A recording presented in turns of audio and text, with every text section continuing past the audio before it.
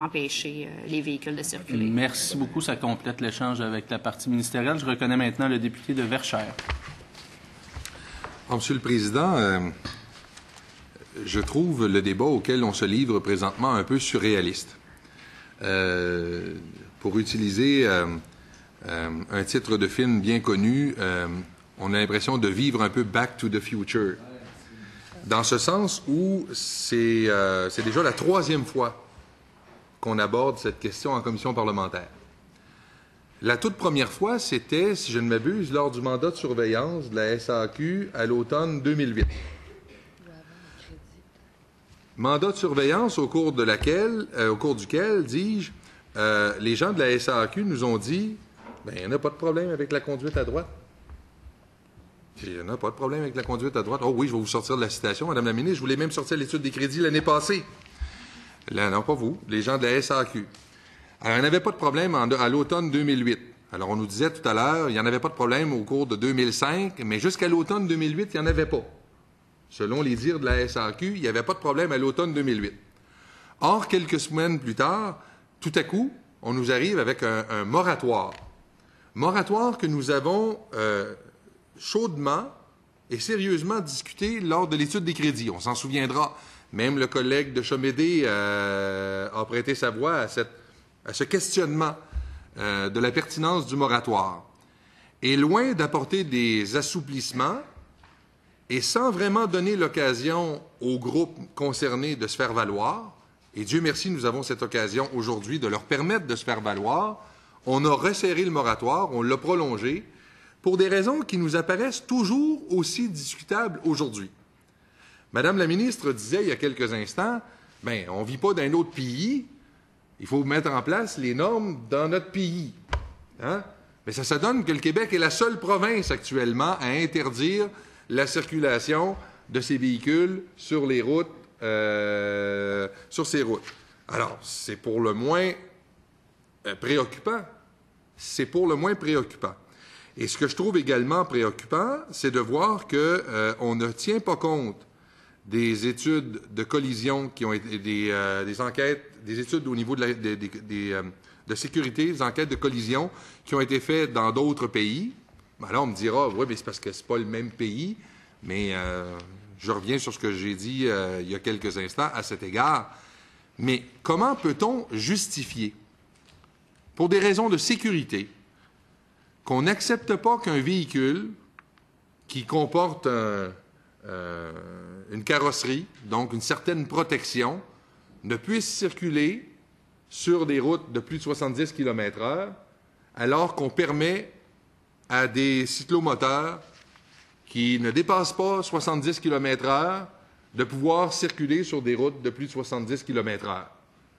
Moi, j'aimerais ça qu'on m'explique la logique un peu tordue à première vue qui permet ce genre de choses, qui fait en sorte qu'on interdit d'une part des véhicules comportant une carrosserie, qui ont fait leurs preuves à l'étranger, quant à la sécurité, de circuler sur des routes de plus de 70 km/h, puis que sur la base du même argument de sécurité, on permette à des cyclomoteurs qui ne peuvent pas dépasser 70 km/h d'aller sur des routes de plus de 70 km/h. Là, il va falloir qu'on m'explique. Il y a peut-être un élément qui m'échappe, manifestement, où il y a une logique que la logique ne saurait comprendre dans l'esprit du ministère puis de la Société d'assurance automobile du Québec, mais manifestement, il y a comme un malaise dans le problème, je dirais. Alors, moi, j'aurais le goût simplement de demander à nos témoins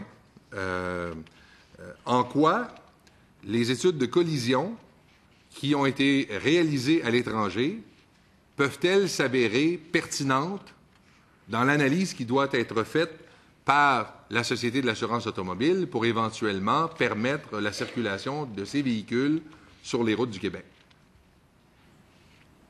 Ce sera, monsieur... Allez-y. On donnait l'exemple tantôt du Suzuki Jimny, qui est aussi le Suzuki Samurai, qui est le même camion qui était vendu ici en Amérique du Nord, qui est vendu sur le nom de Jimny au Japon puis en Asie. Ce véhicule, le Suzuki Samurai, a subi des tests de collision aux États-Unis. Normalement, ces tests de collision-là devraient être bons ici au Canada. C'est le même véhicule à une coupe de détail minime. À 99 %, c'est le même véhicule. Ça en est la meilleure preuve qu'il y a des véhicules japonais qui ont été apportés ici au Canada, qui étaient légaux au Canada. Avez-vous connaissance d'autres types de véhicules qui circulent librement sur les routes du Québec, qui n'ont pas été soumis à des tests de collision ici au Canada? Oui, excusez-moi. Tous les véhicules d'avant 1971 n'ont pas eu à passer des normes de sécurité parce qu'il n'y avait pas de normes de sécurité dans ces années-là. Et il y a beaucoup plus de véhicules qui sont plus vieux que 1971 qui circulent sur les routes du Québec en ce moment. Et je pouvais rajouter aussi, lorsqu'on parle des normes de sécurité d'autres pays, je ne connais pas vraiment de pays industrialisés qui ne prend pas à cœur la sécurité de ses citoyens. Et pour en donner un exemple, au Japon, les motosports sont interdites parce qu'elles sont trop dangereuses. Tandis que partout dans le monde, on peut utiliser ces motosports-là et rouler à 320 km/h si on le désire. Et qu'on vient de me dire que le Japon, qui construit des voitures comme Toyota, Honda, que leurs voitures qui n'ont pas eu à subir certains types de crash tests dans leur pays, seraient rendues au Canada des bombes sur roues. Je suis vraiment pas d'accord avec ça parce que je crois pas que manufacturier comme Toyota s'amuserait à fabriquer des voitures qui peuvent rouler et atteindre des vitesses de 120, 130, 140 km/h dans certains cas, sans se soucier de ce qui pourrait arriver si jamais il y avait un accident avec cette voiture-là. C'est tout. Monsieur le député de Verchères. La ministre dit ces deux choses, je ne sais pas, là... La parole est à vous, monsieur le député de Verchères. Ben oui, je sais qu'elle peut me répondre. On a eu plusieurs réponses de madame jusqu'à présent sur ce dossier-là, et des réponses tout aussi divergentes les unes que les autres. Alors, je vais me permettre de vous poser la question sur les... parce qu'il y a deux catégories. Hein? Il y a les véhicules de plus de 15 ans et il y a les véhicules plus récents. Est-ce que je me trompe si les véhicules qui sont peut-être dans la catégorie des véhicules plus récents?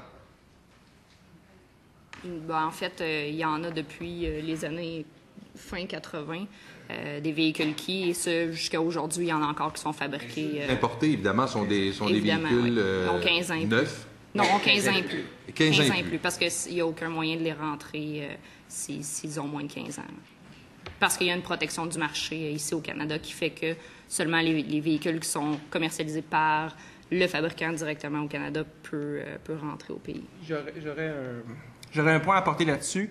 En ce moment, Chrysler fabrique le Jeep Wrangler 2010 aux États-Unis avec le volant à droite. On peut aller chez un concessionnaire Chrysler aux États-Unis, acheter ce Jeep-là qui a le volant à droite, et on peut le faire importer au Canada parce qu'il est éligible à l'importation vu qu'il répond aux mêmes normes de sécurité canadiennes et américaines. Donc, comme il n'y a aucun règlement en ce moment, la loi fédérale qui oblige d'avoir le volant à gauche, on peut tout à fait se procurer un véhicule neuf et le conduire avec le volant à droite en ce moment au Canada. Et au Québec? Et au Québec aussi. Et au Québec aussi. C'est un véhicule neuf qui n'est pas visé par les présents arrêtés ministériels. Donc, moi, je peux aller me chercher un Jeep Wrangler 2010. Pas au Québec. Pas au Québec? Non. OK. Depuis maintenant. Depuis les arrêtés ministériels, en fait, on ne peut plus parce qu'il y a le volant à droite. Mais s'il n'y avait pas eu les arrêtés ministériels, on aurait pu... circuler partout ailleurs au Canada. Partout ailleurs au Canada, oui. Et répond aux normes de Transport Canada. C'est le même véhicule.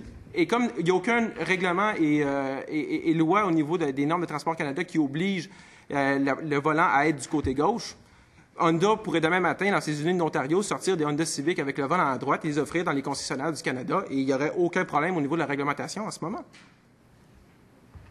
Monsieur le député de Verchères. Comment vous expliquez dans ce cas-là cet acharnement de la part de la SAQ à vouloir interdire la circulation sur les routes de plus de 70 km/h de vos véhicules? Le manque d'information, pour commencer. Par rapport aux 70 km/h, vous m'avez posé la question? Mm-hmm. OK. On ne sait pas. On ne sait pas. Il y a 205 K-cars en ce moment. Pourquoi interdire 205 personnes? Déjà qu'il y avait un moratoire d'interdire de nouveaux véhicules à rentrer sur le réseau routier. Là, on vient rétroactivement, je crois que c'est du jamais vu d'ailleurs au Québec, rétroactivement enlever le droit de circulation, restreindre le droit de circulation à ces véhicules-là. On est 205. On représente, je ne sais pas combien de millièmes de 1% là, par rapport au parc automobile du Québec d'à peu près 5 millions de véhicules. On n'a vraiment aucune idée de où ce qui s'est passé. Puis en plus, ces quais-là n'ont même pas fait partie de l'étude que la SAC a faite. Donc, on a vraiment... Je crois que cet acharnement-là est simplement basé sur des présomptions et sur des idées mal conçues et un manque d'information par rapport à ces véhicules-là.